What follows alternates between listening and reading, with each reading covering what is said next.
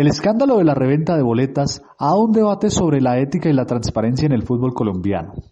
Lamentablemente este deporte estuvo manejado por los narcos y hoy está manejado por la mafia dirigencial en complacencia con la clase política tradicional corrupta en la que ha afectado jugadores, técnicos, hinchas y personas del común. ¿Por qué seguimos viendo tanta corrupción en el fútbol colombiano? Soy Raúl Sánchez Parada. Esto es Historias Olvidadas.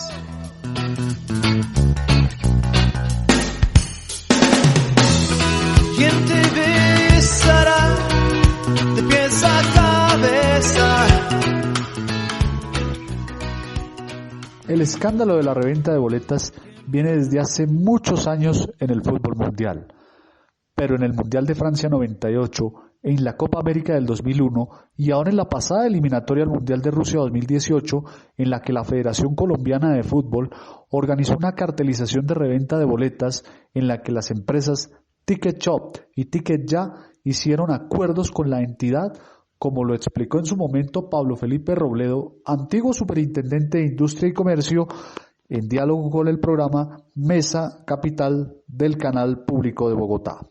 A ver, las irregularidades que se cometieron por parte de la Federación Colombiana de Fútbol y de la tiquetera Ticket Shop, que era la que operaba por cuenta de la Federación Colombiana de Fútbol toda la boletería de la eliminatoria Rusia 2022, consistió sencillamente en que entre ellos diseñaron una estrategia que llevó a la reventa masiva de boletas. Es decir, un desvío masivo de boletas que la gente no podía comprar ni en la taquilla ni podía comprar por internet, que se seleccionaban dependiendo de cada partido para que no se vendieran a precio de taquilla, sino a un mayor valor en la reventa. Y en total, la investigación de la superintendencia arrojó que se desviaron en los 8 de 9 partidos, porque el último partido en el que pudieron hacer esta operación fue en el partido Colombia-Brasil. Para el partido Colombia-Paraguay en Barranquilla ya se ordenó un cambio del operador de la boletería y unas reglas especiales. En total, en los 8 partidos de Colombia en Barranquilla para las eliminatorias al Mundial se revendieron 42.221 boletas, que es la sumatoria de cada una de las reventas en cada uno de esos 8 partidos. En eso consistió la irregularidad, una estrategia mancomunada a título de cartel para desviar masivamente boletas con fines de reventa. La verdad es que, como dicen, no hay burro que no patee. Y en las investigaciones que adelantan las autoridades, los investigados acuden a todo tipo de recursos, unos normales y legales y otros mucho más intimidatorios. En el caso de la investigación por la reventa de las boletas a la Federación Colombiana de Fútbol, pues la Federación durante la investigación permanentemente estuvo hostigando a la superintendencia. Por allá metió una acción de tutela para que la superintendencia no le pudiera dar información a la prensa, coartando no solo la libertad de prensa, sino el deber de información de las distintas autoridades en relación con sus investigaciones y actuaciones. También denunció al superintendente Barreto, a mí como ex superintendente, ante la Procuraduría y el Consejo Superior de la Judicatura, buscando supuestas irregularidades en la investigación. Y finalmente, que ya ese no es un tema intimidatorio, sino bastante normal, es que cuando la superintendencia sanciona a la gente, a las empresas, en este caso la Federación y las personas naturales sancionadas, pues tratan de que a través de una acción de nulidad legítima ante el Consejo de Estado, diga que el acto administrativo sancionatorio de la superintendencia es nulo. Pero para que se hagan una idea, una de cada 100 acciones de esa prospera. Por lo general, las investigaciones de la superintendencia son bastante robustas, y aquí la investigación pues es de una solidez impresionante en la medida en que, como le dije ahora, se trata de la reventa de 42.221 boletas. La superintendencia las tiene contadas uno a uno, gradería por gradería, partido por partido, porque acuérdense que en esta investigación una empresa de las investigadas, la tiquetera Ticket Shop, fue admitida en el programa de beneficios por colaboración y le dio todo tipo de información precisa a la superintendencia para hacer una investigación minuciosa. Entonces, sí hubo intimidación, sí hay acciones, sí se buscaron represalias frente a los funcionarios, pero diríamos eso es gajes del oficio que finalmente, por regla general, no terminan en nada ni contra los funcionarios ni contra las decisiones de las autoridades. Son, creo yo, muchas de ellas patadas de ahogado. Eso es considerado como peculado por apropiación y otros cargos en contra de los dirigentes de la Federación Colombiana de Fútbol del periodo 2014-2018, como lo señala Germán Navas Talero, abogado y miembro de la Cámara de Representantes, en un debate sobre casos de corrupción en el Congreso de la República. Las razones por las cuales se incurre en culpa son impericia, imprudencia, negligencia y violación de reglamentos. Yo a usted le imputaría la negligencia total, porque usted tenía los medios para verificar con quién estaba contratando. A raíz de estas explicaciones, la Superintendencia de Industria y Comercio se tomó el trabajo de investigar el desvío masivo de boletas para fines de reventa después del partido Colombia-Brasil en Barranquilla en esa eliminatoria al Campeonato del Mundo. Luego una serie de denuncias hechas por la gente en diferentes redes sociales, periodistas deportivos que se comunicaron con la Superintendencia de Industria y Comercio para denunciar este caso. ¿Y cómo fue? Pues en agosto del 2017 la tiquetera Ticket Shop organizó la promoción de sus boletas para ese partido a partir de las 12 de la noche. La gente comenzó a comprar esas boletas, pero la gente no las encontró. Más adelante, la empresa manifestó que ya no había boletas. Tal como lo menciona Alejandro Pino, esas boletas salieron para revendérselas a otra empresa que se llama Ticket Ya, propiedad de Elías Yamure de Barranquilla, Rodrigo Rendón, que además es dueño del Real Cartagena, y Alberto Romero, dueño también de la empresa y además fue protagonista también del escándalo de reventa de boletas en la pasada Copa América del 2001 cuando le ganamos a México en la capital de la República. Pues estas personas hicieron un plan para defraudar a los hinchas y en un acto de corrupción en complacencia con la federación. Esa licitación la hizo Luis Bedoya, el entonces presidente de la federación, previo a la eliminatoria. ¿Y cómo se hizo? Pues se convocó una licitación pública para supuestamente aparentar temas de transparencia y se dieron cuenta que pues lo que estaban haciendo era organizar un entramado de corrupción más vergonzoso de la historia. Sin embargo, el 9 de noviembre del 2015, Luis Bedoya renuncia a la federación para irse a entregar a la justicia de Estados Unidos en el marco del escándalo del FIFA Gate. Fue asesorado por el entonces presidente de Santa Fe, Luis Eduardo Méndez. Se le acusó de fraude en transferencia bancaria y conspiración en soborno. En ese momento le aplazaron 9 veces el juicio y ahora pues está colaborando con la justicia americana. Pero retomando el tema de las boletas, Ramón Yesurún ejecuta el negocio de la boletería y lo hace con entramados impresionantes, una actitud corrupta por parte de este señor. En los documentos de la SIC se muestra cómo Yesurún daba las órdenes de cómo organizar ese entramado. Yo les confieso algo, yo tengo esos documentos. Ahí se muestran las conversaciones, los chats y toda esta forma espectacular de cómo lograron esta politiquería con la boletería y todos los entramados que lograron hacer. Recordemos que la SIC le formula pliego de cargos a la Federación Colombiana de Fútbol en julio del 2018 y posteriormente en 2020 es sancionada con cerca de 16.000 millones de pesos y 304 millones para Yesurún y para los demás integrantes menos plata, ¿no? Al menos por dignidad y por respeto debieron haber renunciado, como lo pidió en su momento Ángel María Gaitán Pulido, miembro de la Cámara de Representantes, que sin sonrojarse pidió respeto por las instituciones y la renuncia a estos dirigentes que organizaron este entramado de corrupción. En un país donde se tenga un mínimo de dignidad y de ética y de respeto por el manejo de la cosa pública, los dineros públicos son sagrados, usted ya hubiera renunciado, usted ya se hubiera ido y no tendría que el Congreso en este desgaste, ni a un presidente que también seguramente le está haciendo el favor a otros, como usted se lo está haciendo con su complicidad por acción o por omisión frente a lo que está pasando. Uno no se explica cómo Yesurún sigue en el cargo sin que el Congreso lo toque, ya que tiene el apoyo de la Casa Chari y de algunos políticos que reciben las prebendas, como lo manifestó la activista política Caterine Jubinao, donde agregó que la dirigencia del fútbol colombiano es mediocre y pícara. Pero no es lo único que se ve en nuestro fútbol. La corrupción sigue ahí, al lado de la pelota, y todos no nos damos cuenta. Pero si miramos más allá, devolvámonos unos años atrás.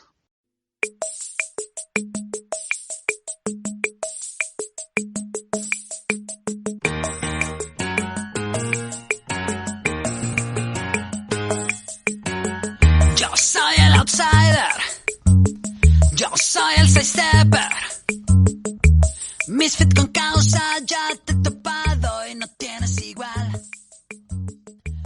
Los equipos de personas vinculadas al narcotráfico son Atlético Nacional, Millonarios, Santa Fe, Deportivo Independiente Medellín, América y Deportivo Pereira.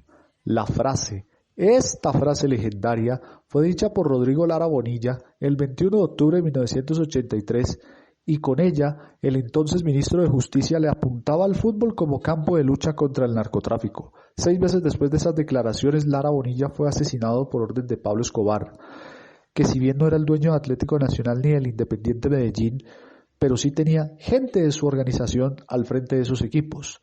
Como ya lo dijimos en la primera parte de los podcasts sobre fútbol y narcotráfico, que los pueden encontrar en iVoox o en Spotify o incluso los pueden googlear, pero hagamos un resumen de lo que sucedió en ese momento. El primer extraditado en la historia de Colombia por narcotráfico fue Hernán Botero Moreno, presidente de Atlético Nacional y dueño de varias casas de cambio.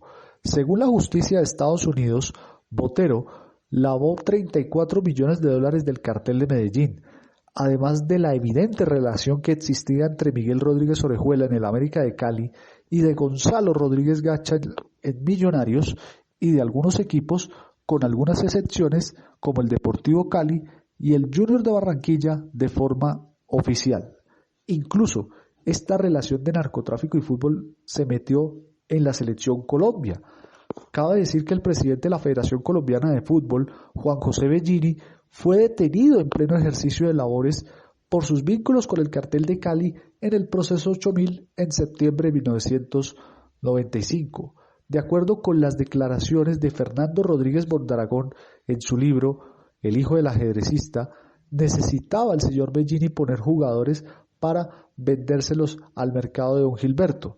Esa era la forma como se utilizó el poder del fútbol colombiano. Después de cumplir su pena en cárcel, Bellini sigue en el fútbol.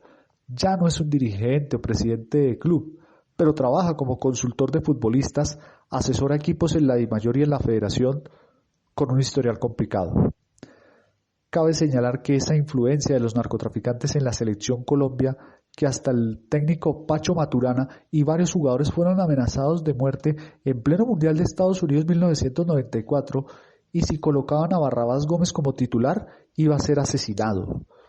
Esa mezcla maldita entre apuestas, amenazas, narcotráfico y presiones tuvieron un episodio triste con el asesinato del defensa central Andrés Escobar por orden de los hermanos David y Santiago Gallón y a manos de su aliado Humberto Muñoz Castro. La historia de jugadores vinculados con el narcotráfico no ha terminado. Recordemos los casos: Felipe Pérez, Omar Eduardo Cañas, Wilson Pérez, René Higuita, John Biafara, Anthony de Ávila, para no mencionar a otros jugadores que se han visto involucrados en este episodio. El pasado 16 de julio de 2021 fue asesinado en el barrio Pablo VI de Bogotá Luis Caicedo Velandia. Esta es la imagen que irrumpió la tranquilidad de los residentes del barrio Pablo VI en la localidad de Teusaquillo. Un hombre que desenfunda un arma y dispara en 2 ocasiones contra Luis Agustín Caicedo Velandia y luego persigue a tiros a Julio Enrique González, su abogado. Hasta ese momento, 2 nombres que no eran muy familiares, pero uno de ellos reposaba en gruesos expedientes de cortes de Estados Unidos. Caicedo había llegado hace 7 meses al país, proveniente de la Unión Americana, donde purgó una pena en prisión desde el año 2010 por delitos relacionados con narcotráfico y lavado de dinero. Fuentes consultadas por Noticias RCN indicaron que había esperado en Estados Unidos un llamado para declarar en el juicio contra el Chapo Guzmán, pero finalmente no se dio, por lo que pudo regresar a Colombia. También que acudió a esta plazoleta para cumplir una cita con el abogado William Duarte, supuestamente para analizar un proceso judicial que se adelanta en la Corte Suprema contra el exrepresentante a la Cámara, Gustavo Puentes. A Caicedo le conocían como Don Lucho y lo relacionan con Daniel el Loco Barrera, con quien según Inside Crime logró lavar 1,5 billones de dólares, producto del narcotráfico, estableciendo un récord a nivel mundial, como la operación de lavado más grande antes conocida. Su nombre no es tan público como el de Pablo Escobar, Rodríguez Gacha o los Rodríguez Orejuela, pero según las investigaciones de los Guinness Records, tiene el mayor récord de lavador de drogas en la historia. Lavó por cerca de 1.5 millones de dólares del narcotráfico. Don Lucho, un exagente del CTI porque esto es delicioso, era considerado como el jefe de Daniel el Loco Barrera, quien fue capturado en 2010 en Argentina. Cabe destacar que Caicedo pagó 10 años de cárcel en Estados Unidos, en donde sus delaciones fueron definitivas para otras detenciones, y acababa de regresar a Colombia. Iba a declarar en la Corte Suprema de Justicia contra el exrepresentante a la Cámara Gustavo Hernán Puentes por temas de corrupción. Este personaje Puentes es del partido Cambio Radical, partido al que es militante el presidente de la DIMAYOR, Fernando Jaramillo. Pero sigamos adelante. Cabe recordar que su abogado era Eduardo Méndez, presidente de Independiente Santa Fe. De acuerdo con la versión de varios jugadores, unas semanas antes de morir, el capo Luis Caicedo visitó la plantilla de jugadores para darle ánimos en medio de la crisis que atraviesa el club esta temporada. ¿Qué hace uno de los capos más poderosos de la historia visitando las instalaciones de Independiente Santa Fe? La respuesta viene de años atrás. En la década de los 80, Santa Fe estuvo en propiedad de Silvio y Fanor Arizabaleta, reconocidos narcotraficantes del Valle del Cauca que tenían estrechos vínculos con el cartel de Cali. Y uno de los personajes principales del club era Fernando Carrillo Vallejo, dueño de la empresa Inverca, Inversiones de Cali, una empresa fachada de dicho cartel. Es decir, Carrillo era un testaferro más del cartel de Cali. Si usted se pregunta por qué esos jugadores de Santa Fe que brillaron en ese equipo de los 80s terminaron jugando en el América de las Figuras, esa era la explicación que se daba. En 1985, y como un testaferro más del cartel de Cali, César Villegas asume la presidencia de Independiente Santa Fe y trabajó con varios políticos. Fue gerente de la primera campaña a la presidencia de Ernesto Samper Pizano en 1990. Villegas, quien había estado al frente del Aerocivil después de Álvaro Uribe, en medio del boom de las avionetas cargadas con cocaína y que fueron sacadas del país. Este señor Villegas lo pusieron ahí por recomendación del señor Ernesto Samper Pizano. Posteriormente, tras la caída del cartel de Cali en 1995, Villegas fue vinculado al proceso 8000 en junio de 1996, acusado de enriquecimiento ilícito y testaferrato. A pesar de ello, siguió mandando en Santa Fe hasta el día de su muerte. De acuerdo con la versión de los periodistas Gonzalo Guillén y Julián Martínez, el 4 de marzo de 2002, Villegas fue asesinado por sicarios al salir de su oficina en el norte de Bogotá cuando se dirigía a la Embajada de Estados Unidos a entregar documentos que se perdieron de la aeronáutica en la administración Uribe. A raíz de su asesinato, el mando de Santa Fe quedó en la deriva. Nadie sabía quién era el dueño. Y fue ahí cuando la familia Villegas le pidió al abogado Luis Eduardo Méndez que asumiera la presidencia del club. Por otro lado, Méndez es reconocido como abogado de narcotraficantes. También tuvo como cliente a Villegas, lo que le permitió un acercamiento con el equipo y con los herederos del asesinado dirigente.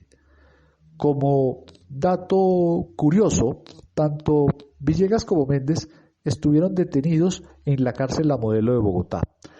El primero por el proceso 8000 y el segundo estaba pagando una pena por haber dejado escapar al narcotraficante puertorriqueño Fernando Montañez Pultrón. Por consiguiente, y con la complacencia de la familia Villegas, Méndez asumió la presidencia del club y en su primera parte señaló que no era el dueño del equipo, pero que representaba a los dueños, pero no era claro quién era el verdadero dueño después de la muerte de Villegas. Lo cierto es que con él al frente, por primera vez Santa Fe llegó a jugar una final en 2005 cuando fueron subcampeones de Atlético Nacional, un equipo de peso como los Cardenales no lo tenían. En ese equipo estaban Eco Martínez, Aldo Ramírez, Francisco Nájera, Juan Carlos Toja, Luis Llanes y Leider Preciado, entre otros. Méndez se entregó a la justicia de Estados Unidos el 14 de febrero de 2007 cuando le avisó al narcotraficante Rafael Caicedo, que era su cliente por supuesto, que era inminente su captura. La justicia de Estados Unidos condenó a Méndez por obstrucción con una pena de 30 meses.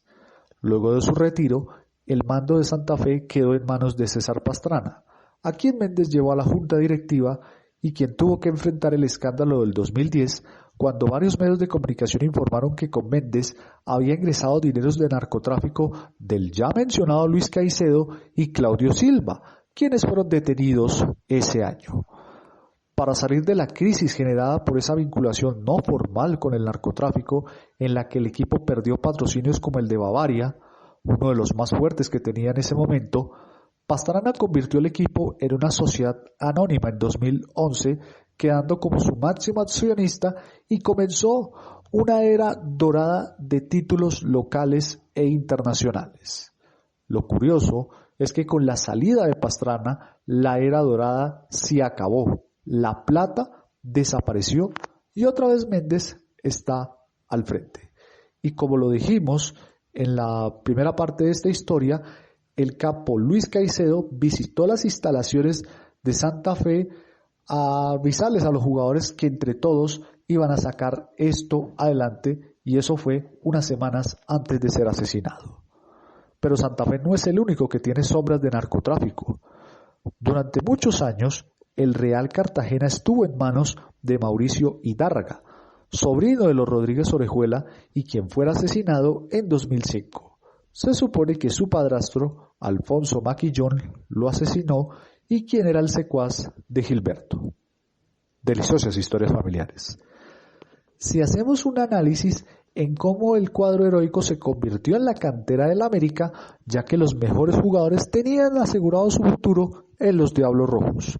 Como ustedes saben, los Rodríguez Orejuela continuaban mandando en el fútbol, pero lo más triste es que en 2007 se filtraron unas conversaciones de 2005 en la que el ex jefe paramilitar Jorge 40, en las que hablaba de los arreglos entre Real Cartagena y América para transferir jugadores. De igual manera, hay un video sobre el ascenso del Real Cartagena en un anecdotario de Camilo MD sobre esa goleada que logró el Cartagena al Valledupar por 5-0 para asegurar su ascenso en la máxima categoría, y los 4 goles se dieron a los 5 minutos de finalizar el partido, y el central Manuel Galarcio, que se encontraba en el Valledupar, jugó en el siguiente torneo con el Cartagena y al año siguiente en el América de Cali. Recordemos que el Real Cartagena fue el segundo equipo ascendido después de Envigado, que como les dije en el primer capítulo de este podcast, estuvo en manos de Gustavo Adolfo Pegui López, socio de Pablo Escobar y cabecilla de la oficina de Envigado y asesinado en 2006 por orden de Daniel Alberto Mejía, alias Danielito, secuaz de Diego Fernando Murillo, alias Don Berna. Lo curioso es que el primer ascendido era afín al cartel de Medellín, Envigado, y el segundo, el Real Cartagena, era afín al cartel de Cali. En la refundación del equipo, los dueños de ese entonces estaban Mauricio Hidárraga y su primo William Rodríguez Abadía, hijo de Miguel, y nuestro ya viejo conocido César Villegas. Por supuesto que el cartel de Cali estaba debajo de la mesa. Luego de la muerte de Hidárraga y la extradición de los Rodríguez, el equipo quedó en manos de Rodrigo Rendón, fallecido el 9 de julio del 2019. Este señor nunca figuró en los papeles como máximo accionista del club. hay que recordar que es el mismo señor que aparece en el escándalo de reventa de boletas organizado por la Federación Colombiana de Fútbol en 2015 y que castigó la SIC en julio del 2020. La Fiscalía no ha querido hacer nada en ese caso. Actualmente, el poder del equipo lo ejerce su hijo, del mismo nombre. Sin embargo, el poder está en manos de otra empresa. Otro club que tuvo problemas con el narcotráfico y del que no se habla mucho es el Deportivo Independiente Medellín. En 1978, José Pablo Correa se quedó con las acciones del club en medio de la crisis que vivió todo el fútbol profesional colombiano en 1977. Recordemos que en el primer capítulo de este podcast, las élites regionales entraron en esa crisis y los que llegaron a salvarlos fueron estos empresarios que sin preguntar le inyectaron plata de la ilegalidad. Posteriormente, José Pablo Correa se volvería socio de Pablo Escobar. Fue la entrada del cartel de Medellín al equipo y varios de sus subalternos estuvieron al frente y que posteriormente fueron asesinados y otros en problemas con las autoridades. El propio Correa fue asesinado, Héctor Mesa asesinado, los Galeano asesinados en la catedral por orden de Escobar, Guillermo Zuluaga alias Cuchilla y otros dirigentes que terminaron presos como Rodrigo Tamayo, quien estuvo al frente del club entre 1988 y 1992. Posteriormente, en 1998 hasta 2007, cuando la justicia lo acusó de lavado de activos que lo llevó a la cárcel junto a Mario de J. Valderrama y Javier Velázquez, ambos dirigentes del Medellín. Un par de años después quedarían en libertad. Sin embargo, Tamayo volvió a ser señalado por lavado de activos del narcotráfico. Hoy es pastor cristiano y dice que no tiene nada que ver con eso. Y como les dije anteriormente, Pablo Escobar era hincha del Medellín. Y mientras estuvo vivo, tenía gente de su organización manejando el equipo. El propio Tamayo contó en una indagatoria de 1992 en la que admitió que era amigo de los Galeano y que Pablo Escobar creía que él era el testaferro en el Medellín de Fernando Galeano Berrío, amigo de infancia de Tamayo y acérrimo enemigo de Escobar luego de ser su socio en la mafia. Es decir, Pablo Escobar no quería que estuviera al frente del club personajes que los consideró como traidores. Mucha gente se pregunta del por qué se benefició más Atlético Nacional que al Medellín para triunfar internacionalmente. Darle al departamento de Antioquia la gloria posible y la estructura del Nacional era más que el Independiente Medellín.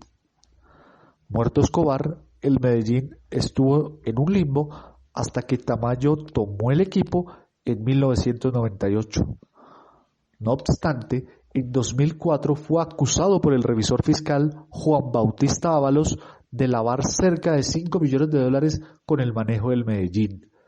Tamayo, emproblemado con la justicia y que tuvo que cancelar 3.600 millones de pesos y la deuda de 4.000 millones, le vendió el equipo al grupo Sueños del Balón, creado en 2006 por exjugadores y técnicos como Francisco Maturana, Juan José Peláez, Gustavo Prieto y Víctor Luna.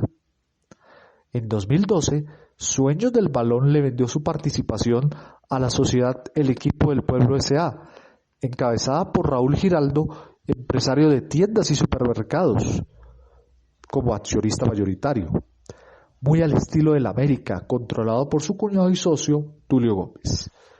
El camino para el poderoso para salir de esa sombra de narcotráfico fue complejo y tortuoso, sobre todo porque empezando este siglo se acusó que detrás de Tamayo estaba Don Berna, quien nunca se demostró que estuviera detrás del equipo. Por otra parte, en esas conversaciones de paramilitares en 2005, en las que se hablaba de forma alegre del Real Cartagena, el Valledupar y el América, alias Jorge 40 dejó abierta la posibilidad de ser dueño de un equipo. ¡Compremos ese equipo! La ficha de ese equipo y nos quedamos los vallenatos con eso, dice el criminal en los audios revelados en ese momento por la revista Semana en 2007. aún no se sabe de qué equipo estaba hablando. El único club que se creó en el 2004 fue el Depor de Agua Blanca. La historia dice que no tiene vínculos con el narcotráfico, pero sí muestra la falta de transparencia que tiene el fútbol colombiano y de cómo se vive con los dineros ilegales. El Depor nació en 2004 con la ficha del Real Sincelejo para tener un Pereira de reemplazo por si el Grande Matecaña desaparece. El Deportivo Pereira estuvo en manos de las élites locales a finales de los 70s, encabezada por Octavio Piedrahita, socio de Pablo Escobar, que más adelante terminaría siendo presidente de Nacional. Piedrahita fue señalado de organizar la logística del grupo de sicarios para matar a Rodrigo Lara Bonilla en 1984. Esta belleza, Piedrahita, también fue asesinado en 1988, en medio de la guerra de narcos que vivió el país. Y el Pereira, que fue un equipo de altísima competencia, entró en graves problemas y en la pobreza. Sin embargo, a comienzos de los 2000 apareció un personaje de nombre Ramón Ríos, el gran salvador, como lo vendía la prensa de la región. Este señor fue protegido por la política departamental y municipal, en la que lo dejaban hacer lo que se le diera la gana, metía y sacaba plata del club como nadie. También se le recuerda la venta de jugadores como Rafa Castillo, Luis Felipe Chará y Felipe Balcázar. El equipo no ganaba nada, pero qué gran hinchada la que tiene. Se comenzó a preguntar qué pasaba y del por qué no se estaba viendo la plata. Y mucha gente se preguntó por qué las autoridades no hacían nada sobre el particular. Hay que hacer un memorial. Ramón Ríos fue detenido por agentes de la DEA a comienzos de los 90 por haber llevado 10 kilos de cocaína, de acuerdo con el Departamento de Justicia de Estados Unidos. De igual forma, Ríos estaba usando el equipo para lavar al club y cuando la fiscalía tenía la orden de captura lista, este personaje se voló del país, dejando al club de la quiebra y dejando en problemas con la justicia a una leyenda de la selección Colombia, Luis Alfonso el Bendito Fajardo. En ese momento, Fajardo era intermediario en las transferencias de los futbolistas mencionados. Estuvo 3 meses en la cárcel por cuenta de ese negocio de Ríos. De acuerdo con las investigaciones, Ramón Ríos llevaba años sin pagar impuestos y, como les dijimos, fue protegido por el gobierno local. Cuando revisaron todo el asunto de los fondos y muchas cosas, se descubrió que la plata era de Carlos Mario Jiménez, alias Macaco, quien estaba utilizando el club para lavar dinero. En 2004, el Deportivo Pereira estuvo a punto de desaparecer, y eso no lo podía permitir Luis Bedoya, pereirano, que para ese entonces era el director de la división mayor del fútbol colombiano y el principal candidato para suceder a Óscar Astudillo en la Federación Colombiana de Fútbol en 2006. Bedoya fue defensor de Ríos durante su estadía en Pereira, y cuando esta persona se escapó y estalló el escándalo del paramilitarismo en el fútbol profesional colombiano, comentó que con Ríos se había ido el problema. Por supuesto. Lo cierto es que la dirigencia del fútbol colombiano aprobó la jugadita de desaparecer al Real Sincelejo y dársela a un amigo de la casa, Gustavo Moreno, para que montara el Depor Cartago y si tocaba, el traslado a Pereira fuera breve. El plan era simple: si se acababa el Deportivo Pereira, tenemos un equipo de nombre Depor Pereira y lo vestimos con los mismos colores del equipo. Incluso lo quisieron repetir cuando las Águilas Doradas se trastearon a Pereira y lo vistieron con los mismos colores del Grande Matecaña por si el Pereira desaparecía, y no desapareció. El Deportivo Pereira siguió vivo, pero eso sí, empezó un proceso de liquidación dolorosa en la que el liquidador Yoruba Candamín se convirtió en presidente de equipo y ni lo dejaba morir ni lo dejaba vender, pero sí recibía todas las dádivas de las que Bedoya repartió entre los dirigentes por cuenta de la era dorada de patrocinios de la Selección Colombia. Mientras tanto, el Depor Cartago mutaba. ¿Y qué mutación? Se trasteó cerca, eso sí, no Pereira, pero cerca, y se llamó un buen tiempo Depor Jamundí, más tarde Depor Agua Blanca, y ahora Atlético Fútbol Club, pero siempre con la patente de corso para Gustavo Moreno de poder hacer lo que se le dé la gana. El tipo no paga, le han suspendido el reconocimiento deportivo, le aplazan los partidos sin importarle nada y otras barbaridades.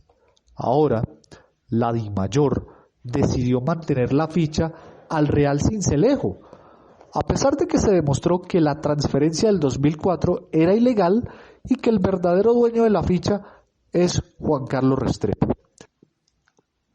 Recordemos que el año pasado la justicia colombiana falló en su favor, además de devolverle el reconocimiento deportivo y obligar a la DIMAYOR y a la Federación a darle un cupo al Real Sincelejo en la B y de los 9 meses de desacato de la Federación. Lamentablemente, la Corte Constitucional suspendió provisionalmente ese trámite. ¿Saben por qué? Por estos detalles. La magistrada que dirigió la decisión es Gloria Estela Ortiz, exintegrante de la Comisión del Estatuto del Jugador. ¿Conflicto de intereses? No, aquí no saben nada de eso. De igual forma, esta es una práctica inaugurada por Luis Bedoya en incluir magistrados, políticos y gente de la rama judicial. Según Yesurún, es para darle estatus al fútbol, pero en realidad es para blindarse de cualquier lío legal. Yesurún ha tenido personajes como Margarita Cabello, antigua ministra de Justicia, hoy procuradora, Jorge Iván Palacios de la Corte Constitucional, Haroldo Quirós de la Corte Suprema, Wilson Ruiz de Injusticia, Luis Felipe Nao, entre otros. Es imposible que avance una investigación contra Yesurún y González Alzate en la justicia colombiana. ¿Por qué creen que en la Fiscalía se estancó el caso del cartel de la reventa de boletas a pesar de que la SIC demostró que son responsables? ¿Por qué creen que la cabeza del superintendente de Industria y Comercio estuvo reprimida, al igual que de muchos jóvenes que estuvieron protestando contra estos directivos en el marco del paro nacional? La dirigencia ha cooptado el Poder Judicial, al igual que la mayoría de periodistas del país, y así es muy difícil que no haya corrupción en nuestro fútbol. ¿Les recuerda los tiempos de los narcos? No les extrañe. Buena parte de esos directivos trabajaron con esos narcotraficantes que mandaban en los equipos en los 80 y 90. Lo preocupante es que esa corrupción y el narcotráfico en el fútbol sigan ahí, como una sombra que todos no quieren ver. Y lo más duro es que estos dirigentes siguen teniendo un comportamiento traqueto que le aprendieron a estos personajes, tanto a los famosos como a los de bajo perfil. ¿Sí? Y así es muy difícil que hayan cambios, reestructuraciones y reformas que requiere el fútbol colombiano. Muy, muy complicado en eso. Soy Raúl Sánchez Parada y con la producción de Jairo Pulgarín, esto fue Historias Olvidadas.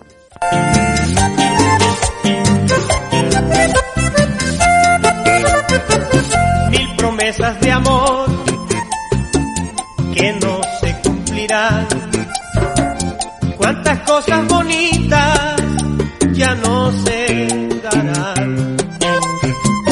Tus ojos brillan hoy buscando libertad.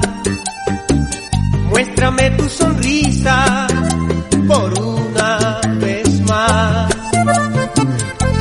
¿Qué haces conmigo? Cuánto me duele. Me has desprendido de tu vida y crees que nada pasará. Si te he perdido,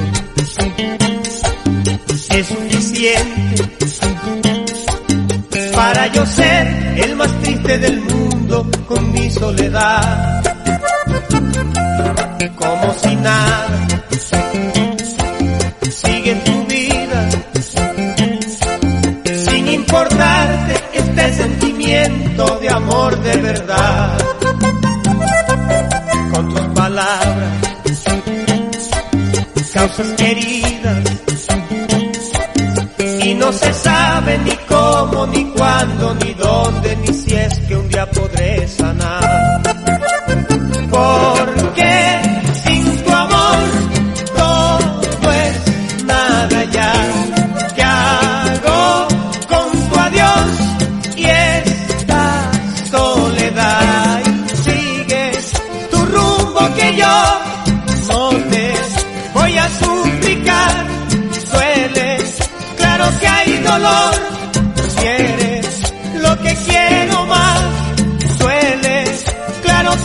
dolor, si eres lo que quiero más.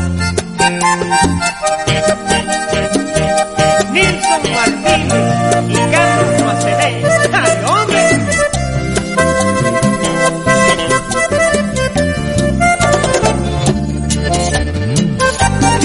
Sentimiento, Chelita.